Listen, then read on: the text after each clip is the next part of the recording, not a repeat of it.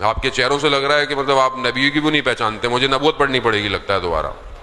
یعنی نبی کون ہے؟ نبی کسے کہتے ہیں؟ نبوت کون ہے؟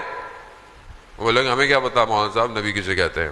پہلے اللہ تو سمجھائیں ہم لوگوں کو، ہمیں تو اللہ ہی سمجھ میں نہیں آ رہا آج تک. ظاہر ہے ہم توحید کو، ہمیں توحید تو دیکھیں اللہ اور رسول کی گفتگو ہماری مجلس سے تو ویسے بھی نہیں ہوتی ہے، کیونکہ ہمارا کیا تعلق، وہ تو اہل سنت کے ہیں. ہم تو امام علی سے شروع کرتے ہیں سارا معاملہ. ظاہر ہے ہمارے ہاں تو مولا علی سے گفتگو ہوتی ہے، باقی ہمیں کیا پتا رسول کی کتنی حدیثیں ہیں. ہمیں تو صرف ایک حدیث یاد ہے، من کنت مولا وھذا علی مولا، یا مطلب انا مدینہ علم وعلی بابوہا. رسول خدا رات کو خاک پہ سجدے پہ رخسار رکھ کر کیا پڑھتے تھے؟